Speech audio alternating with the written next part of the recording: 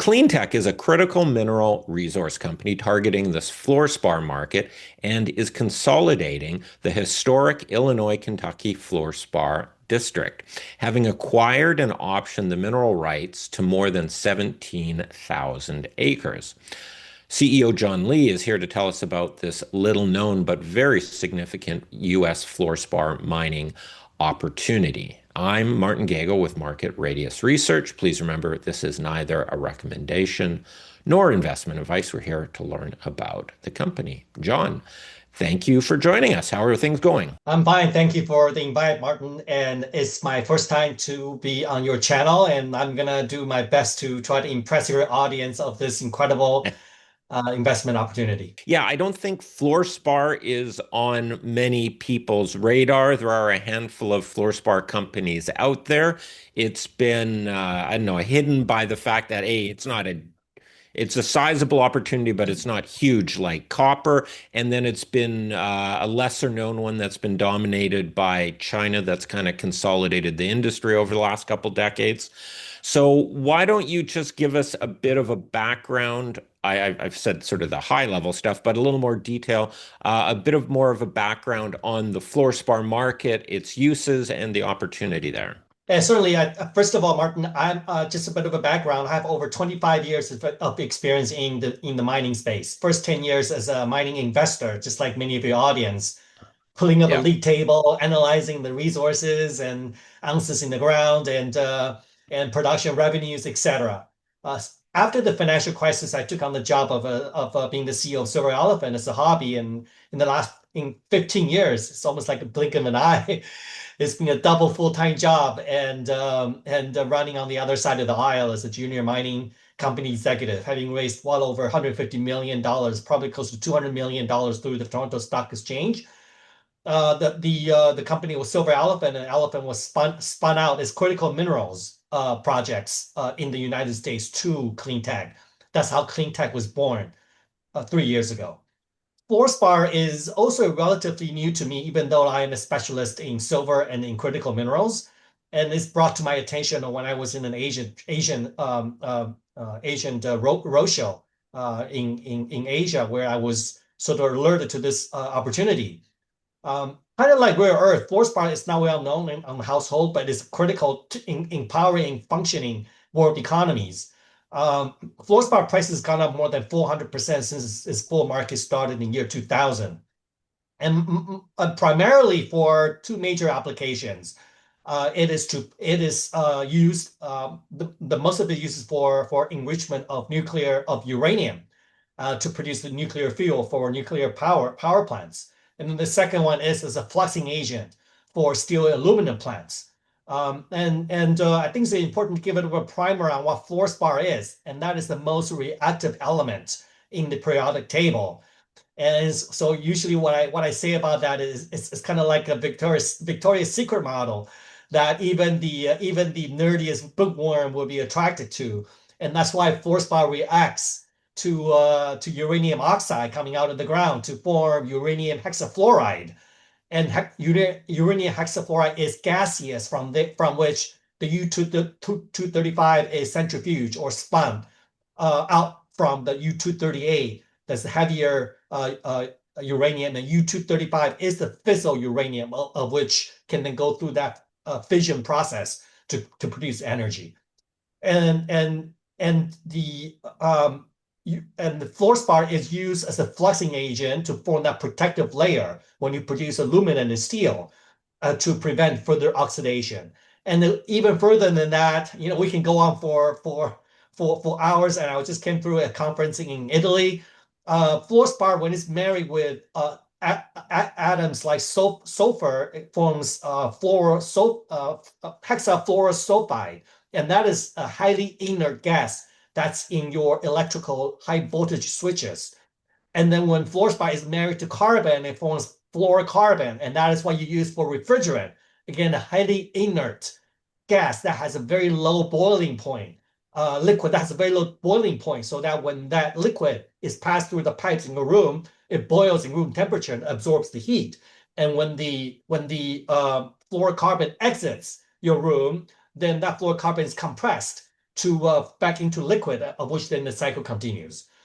Fluorspar, fluorocarbon is also used very heavily in solar panels, to produce that inert and protective layer of the critical elements components in the solar panels. Last but not least, actually, a couple more is fluoride is used in modern technologies such as AI. All the NVIDIA chips, TSMC chips require fluorine gas to etch the silicon to the optimal shape, and then etching that silicon onto the wafer. And then when the process is all done, fluorine gas is used to clean up the chambers. So there is hundreds of applications practically in this fluorine industrial complex. And last but not least, I think we should talk a bit more about that, is the recent adoption of electrolyte since the last 15 years in EV vehicles and as well as in large scale energy storage, whereby a hexafluorophosphate is used as an electrolyte to carry the lithium and the sodium ions across the anodes and cathodes in your modern day batteries and in these big solar in this huge energy storage devices to complement solar energy to provide stable baseload. Well, it really seems like it spans many, if not all, of the hot sectors today, from semiconductors that produce AI chips, solar power, which we need to run the AI in all the data centers, and then the nuclear uranium angle as well as being a key component for the refining of uranium. So it seems like it's a nice one mineral covers a whole basket of different industries, giving you exposure to a whole basket of industries. Right, Matt, and I want to talk. I think this is a good segue to talk about China. Every time people Yeah. talk about critical minerals, people talk about China. And I was just in China this time last year. That's how I get to learn about Fluorspar. There is a concerted effort from the Communist Party to acquire and to amass additional fluorspar resources. Even though China is the largest fluorspar producer today, account for 60% of the 10 million tons annual production, but it is running out of fluorspar. It is turning into a net importer of fluorspar. That's why you can see the price since the last 2 years has more than up with more than 50%. And today, as we speak, fluorspar price is closing on $600 a ton. So it was barely at crack 250 5 years ago, and it's really embarking on stealthy bull market. It's still early in the running, and let me share with you why, Martin. Fluorspar in the last 5 to 10 years has really found even a greater meaning in life on Earth, and that is the electrolyte. Uh, I'm sure some of your investors maybe tune into this AI sort of this AI dilemma or this AI big bandwagon, this storyline. OpenAI recently talked about investing $500 billion with Microsoft, Oracle, and the Saudi family in the Dubai, and the Middle East investors in the United States. What they're talking about is building data centers in order to increase their computing power, in order to basically scrawl and crawl all the information you have on the internet about your birthday, what you like, what is on YouTube, what is trending, and to learn about human behavior. It's like a baby, inquisitive baby that's on a very steep learning curve. And there's obviously trillions of data, trillions of megabytes, terabytes of data that's to be digested. And that's why you're creating all those massive data centers that are scaled in 1 giga. And it's now that these data centers, Martin, are measured in gigawatts increment, in gigawatt sizable. It's not about number of computer chips. It's about rightfully so the amount of power that they consume. So each gigawatt data center will cost about 10 to 15 billion dollars. Just OpenAI talk about investing $500 billion in the next 3 to 5 years. So that will equate to something about 10 to 20 gigawatt powers of data centers. And now you have Gemini, Google, that's coming onto the race. You have XAI, which is Elon Musk, that's doing the same. And you have Anthropic. You have all those AI companies are throwing money on the chips. but the chips are easy to produce, right? They're tiny, and a little guy sells for $50,000. I think we're embarking on a head-on collision, very similar like rare earth today, where China turned off the rare earth magnets, and the United States cannot produce high-tech electronics and weaponry anymore. The data center, each data center gigawatt takes about 3 years to to um, to put together. And so the drive of this data center just started now. They're building 10, 20, maybe I estimate about 30 to 50 gigawatts, 30 to 50 today, gigawatts of these giant data centers. I want to put this in a very specific context because I've been in the power industry for a while. I know the power industry quite well. Is that a typical nuclear power plant takes about 10 years, 5 to 10 years to put together, depending on which jurisdiction you are. Maybe 3 to 5 years in China, 10 years in United States and in UK, because it has to withstand the impact of a 37 since the Fukushima days in Japan. So that's 1 gigawatt of power that would take about 10 years and about $10 billion for a nuclear power plant to put together. Similarly, for coal-fired power plant, it would cost about 1 to 2 billion, about $2 billion today with inflation. And a gigawatt coal power plant would be some of the largest in the world. Usually talk about 600 megawatt a gigawatt. So in order to satisfy, or not just to satisfy, to fulfill, to provide the fuel, the electricity for these huge data centers, you're going to need the size of 50 nuclear power plants. And there has not been one new nuclear power plant in the United States in the last 10 years. There's not been no new coal plants. All the new power today is coming from renewables like solar and wind, which is now the second largest energy source in the United States, more than coal, more than nuclear, just behind natural gas at around 20%. And in order for, well, first of all, solar power, these panels require fluorine gas to texture require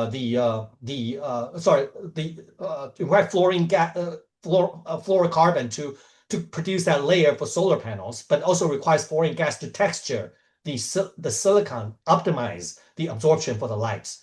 In addition to that, China, and the reason China is becoming a net importer of fluorspar is they're building 30 to 50 gigawatts of energy storage. Their energy storage and solar power production went up more than 50% on an annual basis in the last 5 years, because they quickly realized that this combination of solar power and the energy storage, whether it's lithium or sodium, is the only source of fast energy to provide that base load.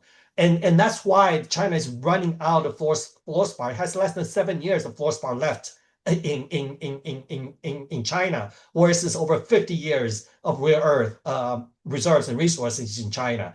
And therefore, I would contend to say that fluorspar is even a more compelling investment than rare earth, because China is competing with the likes of the United States, Germany, Japan, Korea, the rest of Europe, anybody you think that produce manufacture AI chips, robotics, solar panels, uranium enrichment for weaponry or for energy production, and and um, and driving EVs all require fluorine. And this situation is not being alleviated, as I mentioned. About 2 to 5 years from now, as you're turning on the switches of these huge, massive data centers, they're going to realize that emperor has no clothes, that there is no juice to feed into these plants. And that's why that's why I came on a number of shows when we acquired the first project in July last year. I said this is the best investment opportunities in my 25 years of career in mining in the fluorspar space. There are only two companies we can talk about later, but elephant CleanTech has share price has gone up quite a bit, but it's nowhere from what I see to reach its maximum potential.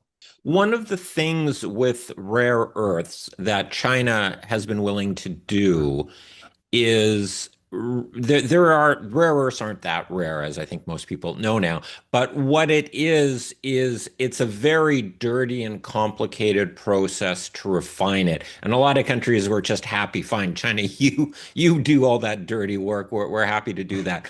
The refining and processing of fluorspar, what is that like? Is that a relatively simple process, or explain what it takes from the mined mineral into a sellable product? What does that require? The process to process the fluorspar out of the ground into a marketable product, like you said, is very well known, and it's very similar to flotation of galena and of sphalerite of sulfide materials to extract silver and gold and copper, for example.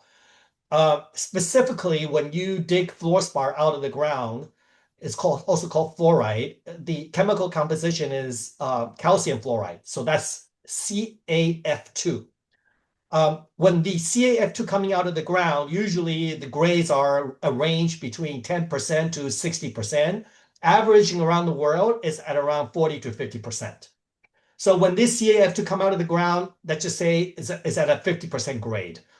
When you the acceptable quality for a met spar, which is the fluorspar you chuck into a met plant or steel manufacture plant to create that protective layer, is at around 85%.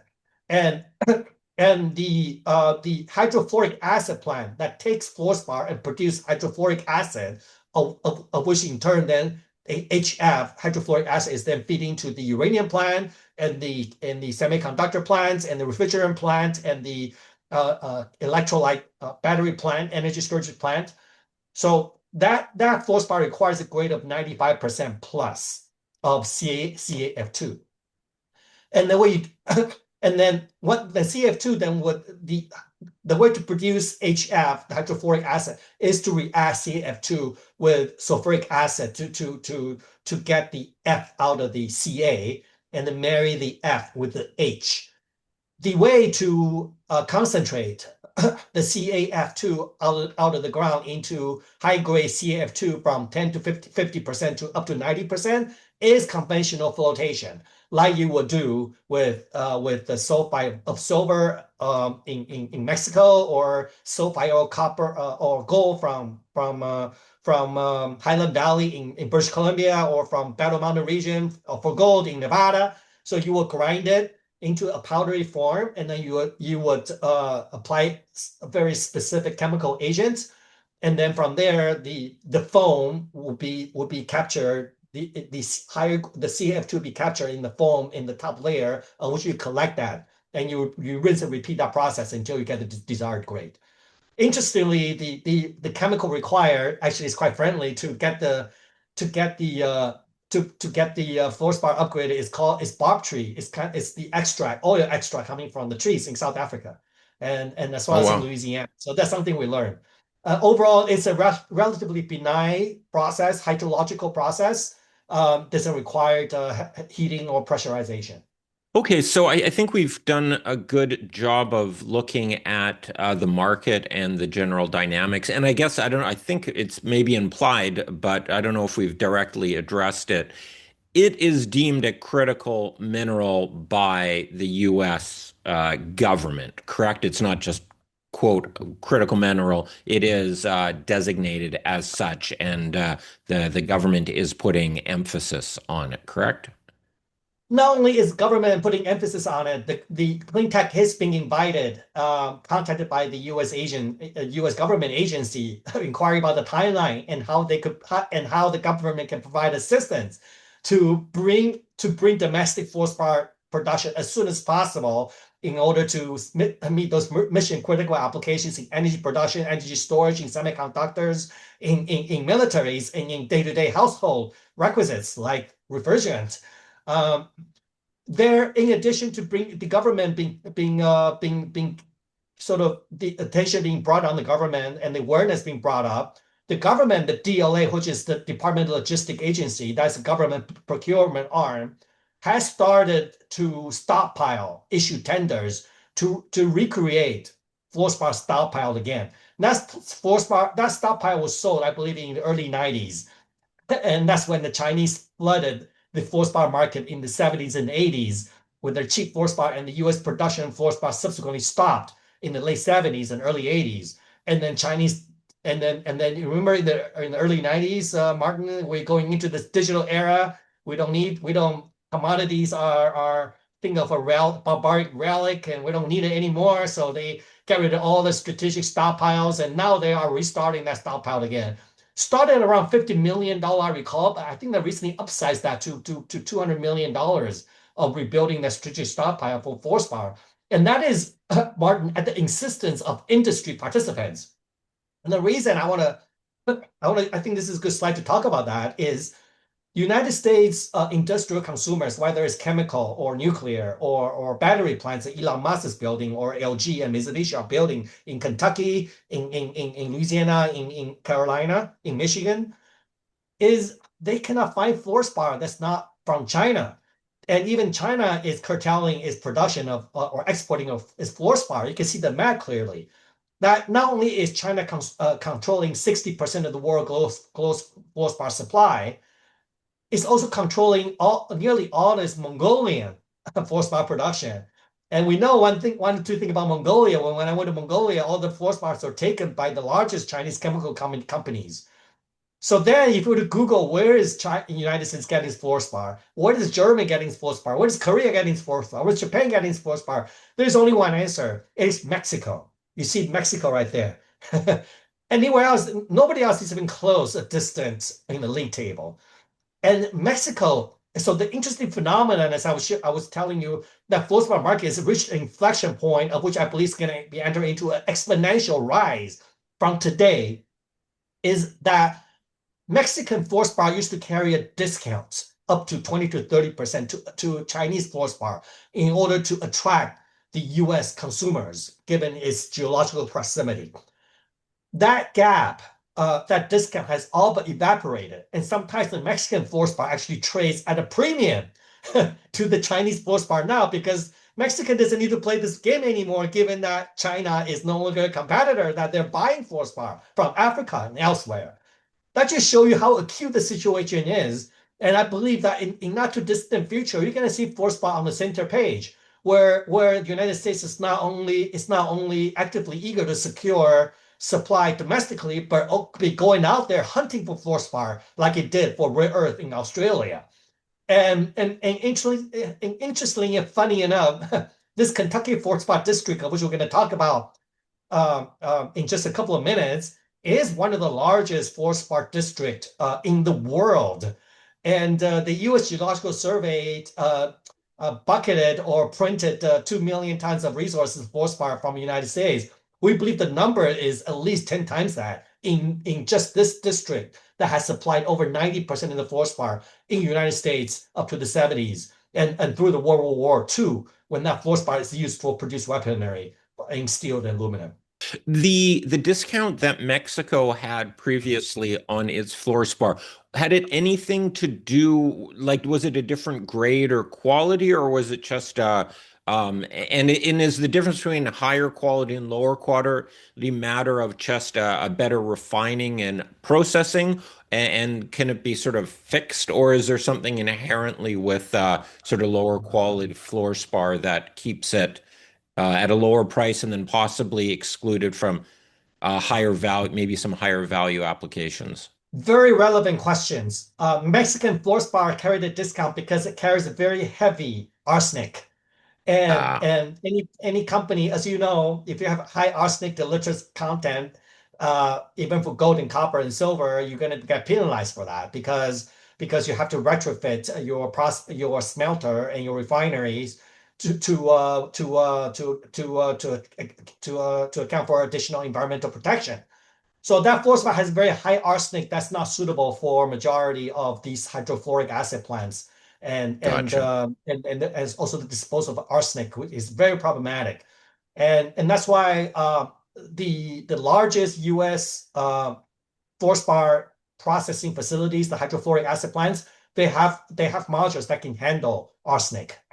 But now, because Okay. US has limited choices in procuring fluorspar elsewhere, that even with fluorspar carrying high arsenic contents are getting very little discount, if nothing at all.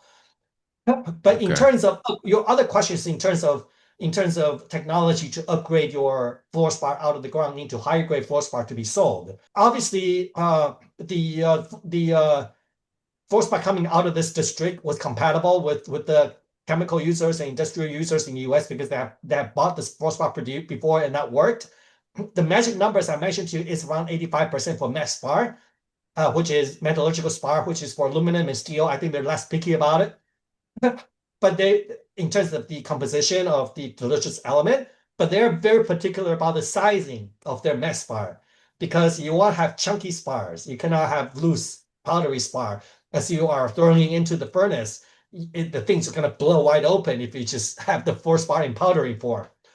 But for acid spar, its grades are highly relevant. You got to be in the 90s. And that has and then if your end destination is, for example, the electrolyte plant, then they can further impose on additional aluminum, iron, and other, because you're talking battery grade Yeah. hydrofluoric acid, well, which you can get very, very particular, so down to 0.1% of different elements, limits in those elements. Usually, then the question is, what can make a fluorspar flow to 95% versus 80% versus 50%?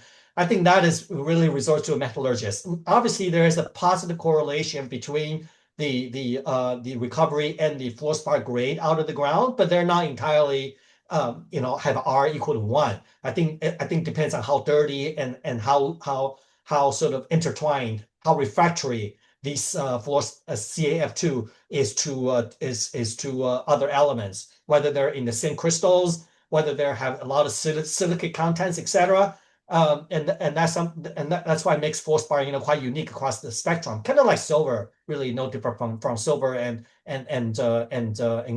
gold and copper. I think we've covered this part of the conversation well. I'd like to get into your projects, the properties, and the tremendous amount of acres you've acquired and optioned at this point in the U.S. here. So you've been busy. You've been picking up a lot of land here. Tell us about it. Well, you see my gray hair. But you know what? I want to thank our team for just pulling in crazy tireless hours. The first acquisition was in July, about 5 months ago, and that's after months of study and contacting local people. We received assistance also from the likes uh, from many stakeholders and local states. Really, truly a team effort. But as of today, 5 months from our first acquisition in July of 2025, and having studied fluorspar for just over a year, CleanTech has consummated, I believe, 5 separate transactions with third parties, and today already control, as you said, over 17,000 acres of mineral rights, fluorspar in this district, in this Illinois Kentucky district, which supplied over 90% of historical fluorspar production in the US. And 17,000 acres for some of your matrix audience in Europe and in Canada is more than the size of Manhattan.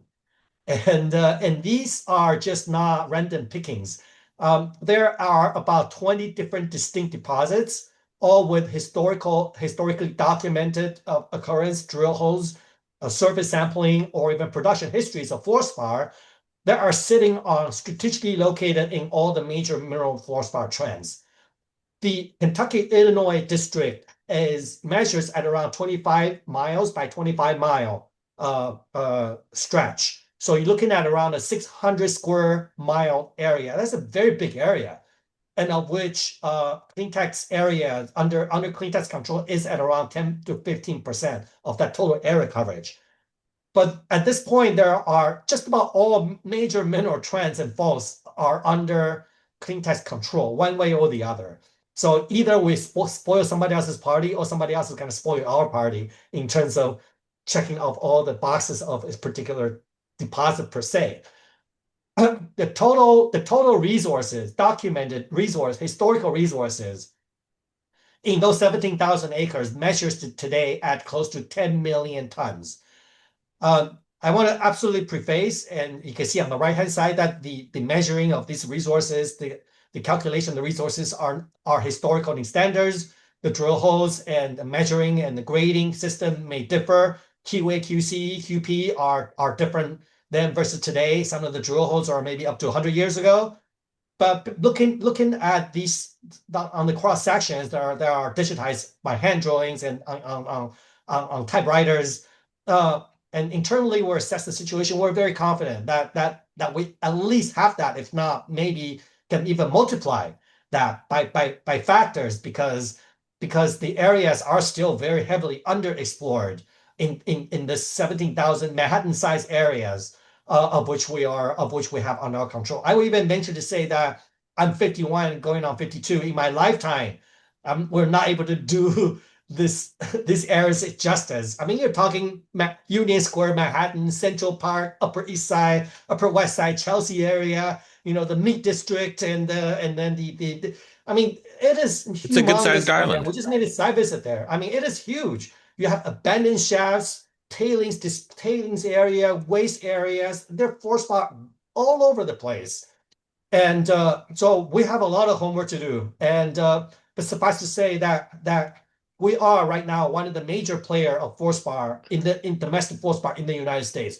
Currently, there's no domestic fluorspar production of any meaningful quality. And anybody who is contemplating a nuclear enrichment company or a Tesla, LG's, all the fluorochemical companies that produce solar panels, energy storage, refrigerant, your pharmaceutical pills, and agriculture, all of that will have to be looking into this area. And the reason I know that, the Alcoas, the steel makers, because they had bought from the area 50, 100 years ago. It's all well documented, Martin. And now we're just doing a revisit to the known.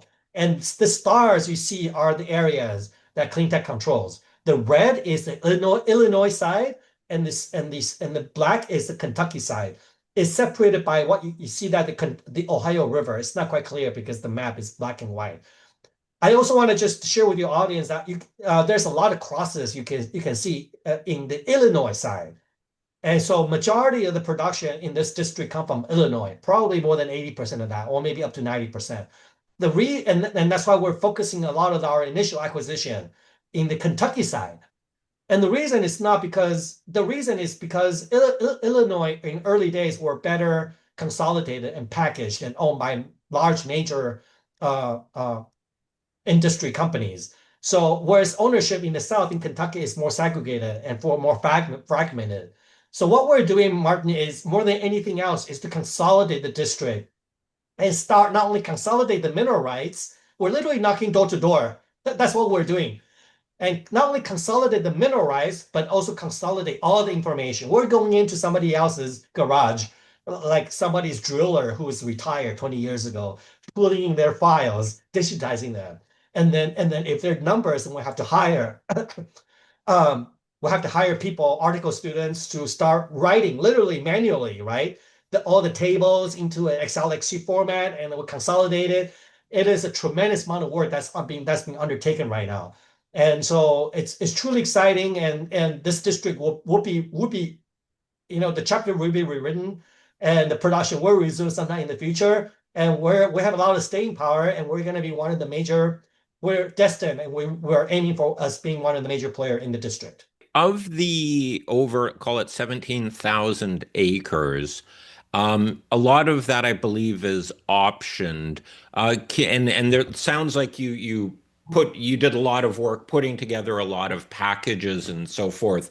So can you give us some sense of what does it take to get full control of those packages from the initial option phase on it? Do you have to do a certain amount of work or write some checks? Are there how does that acquisition process work? Yeah, Martin, I can tell you, but I have to kill you.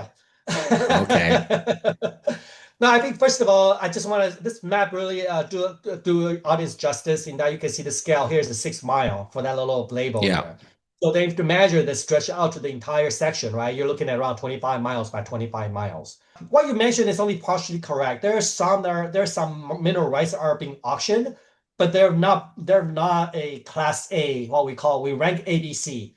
They're usually the B's and the C's, and Okay. all the class A mineral rights are and I also want to be clear that the mineral rights with documented exploration, drilling, or historical production history have all been they're not available by auction. So, like for example, right, you can see this map. This is called the Rose Clear. Can you see that?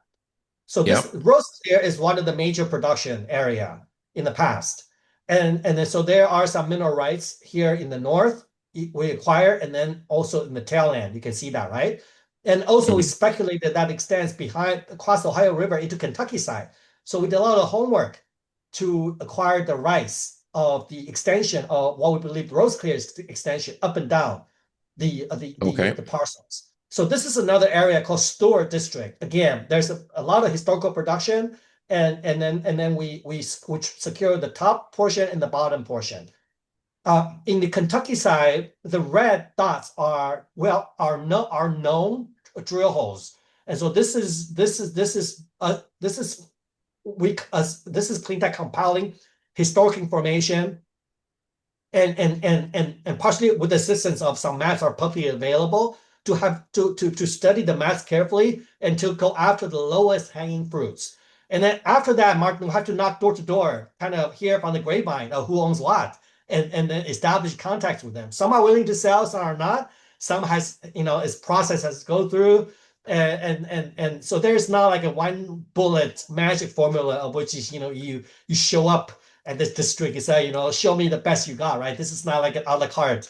You go on and just say, I want to order this and this and that. And there is still a lot of homework to do. There's still a lot of there's still some great assets, good assets to be had.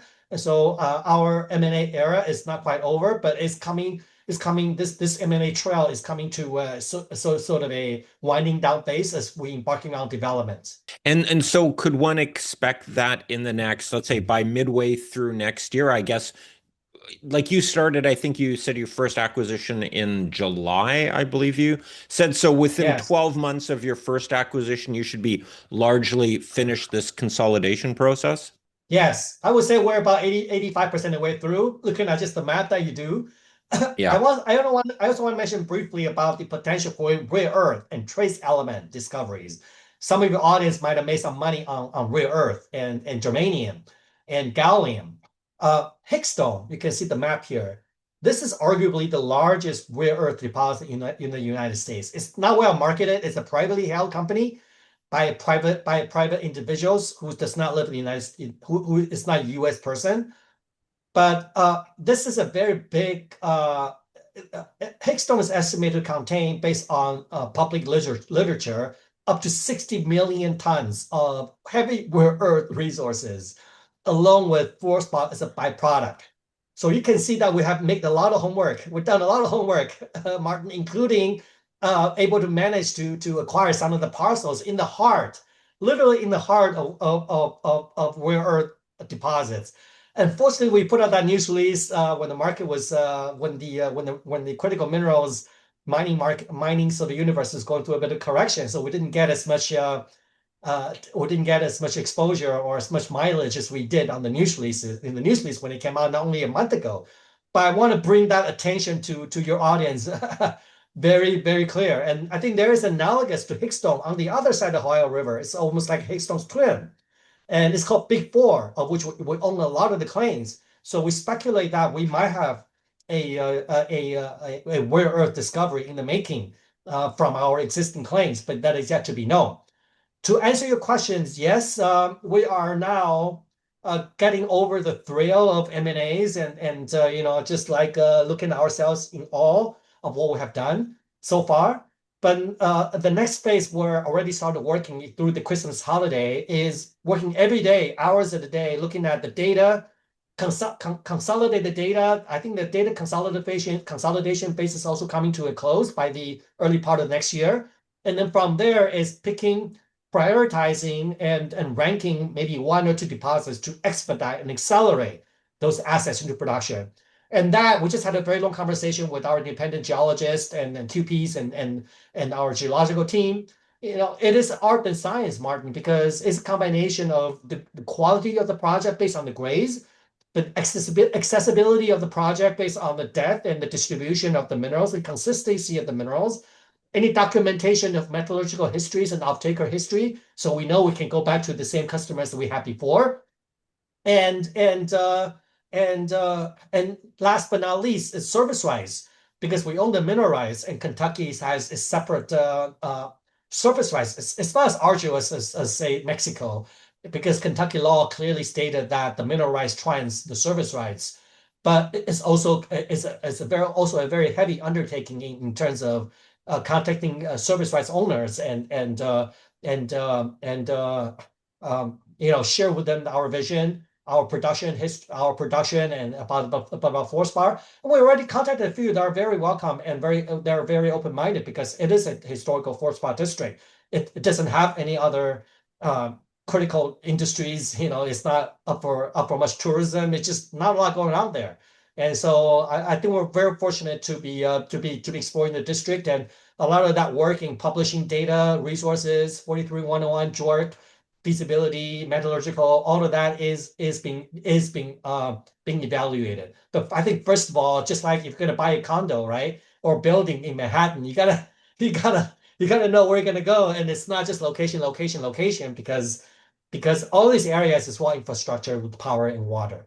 So I guess to simplify that is in Q1, let's say, we'll get some news from you saying what your priority targets are and what the next steps. And given that they seem to be historic resources, that the next phase, once you set your priorities, you have to pull out some drills and start confirming historic resources and then putting together an initial a start ex putting together your resource estimate, figure out where there's area for new discoveries, and because you do have a big land package here, so you've got to really put together set priorities and put together a plan.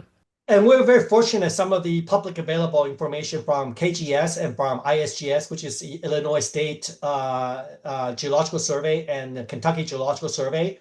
And it resides in University of Illinois and University of Kentucky. And these geological surveys, part of US Geological Survey, has digitized Yeah. quite a lot of information. So we were able to access that and compile that as part of our database. So you're right. I think in early part of next year, not only are we going to move forward and telegraph of our plan and provide a bit of a timeline in how and when and in which project we're going to fast track into production, but also, Martin, share with the audience of some of our findings, right? Further qualify some of those findings that we are more than just a number, like, okay, Chemical Crosser is 800,000 tons, or TAP is 2 million tons. Not just more than a number, but we have sort of thoroughly went through the data and information, so we can cite maybe some of the metallurgical reports, some of the historic production numbers, and who they were sold to,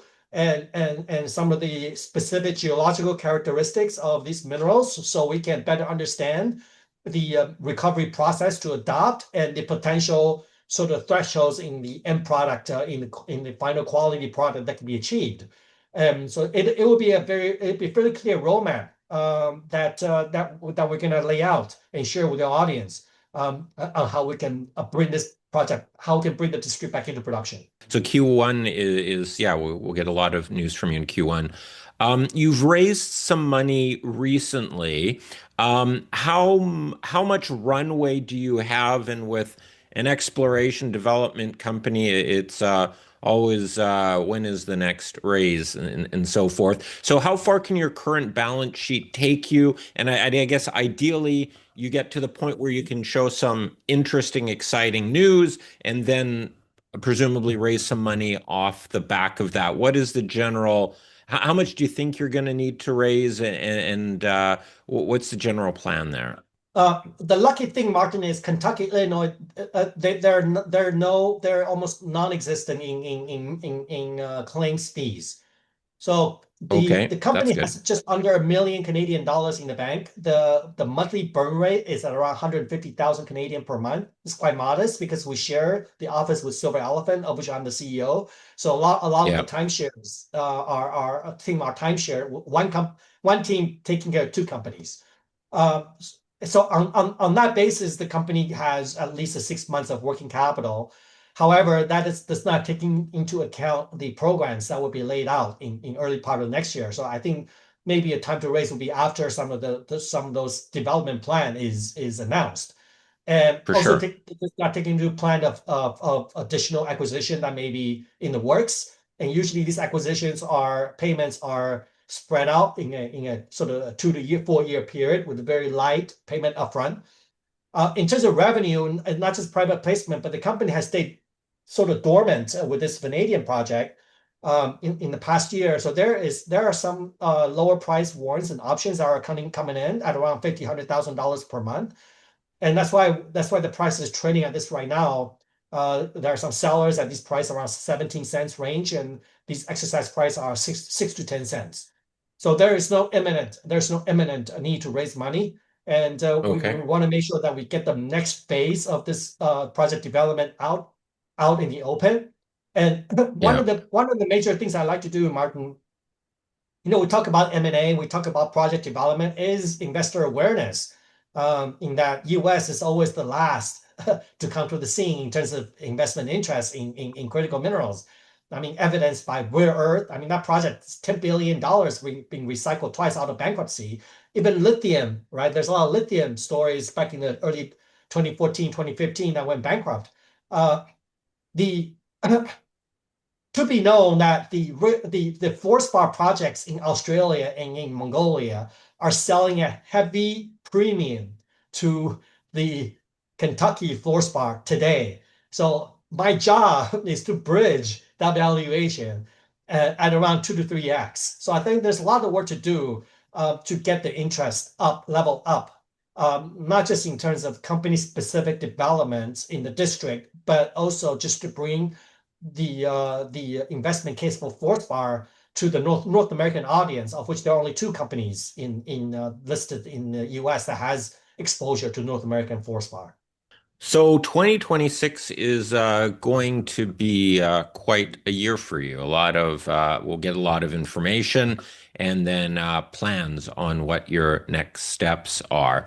I guess it's really too hard to, at this point, we're still quite early stage to estimate like how many meters of drilling you would maybe need to do, and that would all be some of the data that you'd be able to put out in Q1. Yeah, Martin, I think this is a good example. If I may share a couple of slides on some of the project that we liken the most within the Please. areas that we control. So Yeah. Kimber Crosser is a classic example of the value that CleanTech adds to you as a shareholder. So we started Kimber Crosser as a dot. So that project was the first available, which we acquired. That has about Yeah. 800,000 tons. And then we studied the map. We said, whoa, Rosy Clear. Remember we talked earlier, mentioned to you, this is one of the major production centers in Illinois, across from the Ohio River. So we speculated that this area, the mineralization actually extends, and not only extend, but expand south of Kentucky. So we take the time, we not only will first acquire Kimber Crosser, and then just a month in July and in September, we acquired the Coron, which is 7,000-acre area. That is the green channel that you see. So 7,000 acre, we control majority of this area. It's called the Carswell Corridor. And this area has a lot of drill holes you also see in the red. So I think for the first time in maybe 40 or 50 years that since Campbell Cross was somehow detached, separated from Coron, that we are reuniting the two projects together, which they ought to be. And then that we are rekindling or rewriting the chapter of Rose Clear, not from going back to where it was mine before, but going after that extension. So we only not have the tail end, we also have the front end, right? You saw that map earlier before. So that's a very good example of the work that we're doing, that we're systematically evaluating and picking on the lowest hanging fruits and consolidating the most essential or the best projects in this district. So this is the tab deposit in the southern part of the Kentucky. This is probably the largest area. Over 100, I think around 117 drill holes were drilled, most recently by Honeywell. That's one of the major four chemical company and nuclear operator in the United States. Yes. So they spend millions of dollars in drilling this tab area, which has extended production history. And they choose to walk away in 2015 because the Mexicans offered a very sweet deal. And the Honeywell said, I'm not into this strategic vertical in supply chain management. I'm just not into that right now. And you can see this is a lot of documented production histories, and this is just the tap area is over 7 mile strike. And so this is another project that we believe is very, very attractive to be accelerated for production versus Campbell Crosser. Obviously, there's some pros and cons. We like Campbell Crosser a bit more because the grades are higher and the district is also huge. And we like TAP also a lot because it has modern exploration and drilling, which increases the confidence level. And it's also very shallow, but the grades are a little lower, Martin. And so this is dichotomy. This is the Pandora Yeah. box that we're in right now. Uh, There's always a trade-off. Yeah. There's always a I trade-off. think rest assured that we're working with some of the best geologists in the industry that I come across in the last 25 years in this industry. Bill Pincus is an advisor. He is absolutely terrific. I think he's the founder of Esperanza that was acquired by Alamos or some of the larger mining companies. He's made several silver discoveries in the past, and Bill Pincus is salivating on the district just like me. So he is providing a lot of assistance in guiding us in this expanding data room, in really giving us some precision uh, execution, which is what's needed. Because you could be like a kid in the Wonderland, wandering around doing your site tour in Manhattan and not knowing what to do.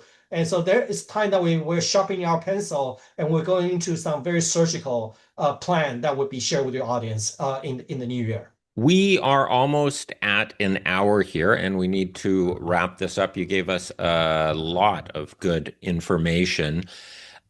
Just some final thoughts to leave viewers with here as what they should, how to put this into context. And then we've talked a little bit about some catalysts or goals that you have for the coming year. So just maybe put a bow on it, so to speak, and wrap it up here. Yeah, let me give it a sort of a 2 minute closing pitch. I think first of all, like I said, I've been in the mining industry. Fluorspar, I'm most excited about Fluorspar next to silver, which we can talk about another day. And it's very much like it's a replay. I see it's identical replay of lithium, and I see identical replay, deja vu of rare earth that people don't know about all of a sudden until people goes, a cliff right there, until the US faces a cliff. And it's, I got to act where I can act now. And they're putting billions of dollars. In fact, Fluorspar is more bullish. Fundamentals are even better because there is so much lithium in South America, in Bolivia, in Argentina. There's so much rare earth in China and elsewhere. The supply is not the issue, it's the recovery and processing. But there's not enough Fluorspar, and Fluorspar is indispensable because it is most reactive element, as I mentioned to you. There's no substitute for Fluorspar in electrolyte, in nuclear, in semiconductors. So I think that's the investment thesis. First of all, in its investment case. Martin, in terms of some of the valuation matrix, our peers in Australia are trading at $300 million valuation, pre-production stage, no infrastructure, requires hundreds of millions of dollars to put the mine into production, with a very similar endowment of Fluorspar as our holding. And so obviously, albeit they're maybe more advanced with feasibility studies and whatnot, but our market cap right now is at around 30 million Canadian. We went to 100 not even 2 months ago. And I think there's still a lot of upside just to catch up to our peers. The capex to production is not going to be in the hundreds of millions of dollars range. If you start a 500 ton per day flotation plant like you do in Mexico, and how some of the many junior companies started out like First Majestics and Fortuna Silver, like Silver Corp, you don't need an arm and a leg to put that mine into production. The company Yeah. has 140 million shares outstanding. Excellent share structure. Silver Elephant and some institution insiders own 60 million shares. 60 million shares. So there's 40% of the shares are closely held, and the company already churned out the entire float of 80 million shares in the last 5 months. So that just tells me Okay. some of the early people already, some of the early guys that got into the 7 cents, 8 cents already gone, and some of the guys that maybe came in too early, or some of the warrant option holder already gone, and we're leveling at these prices.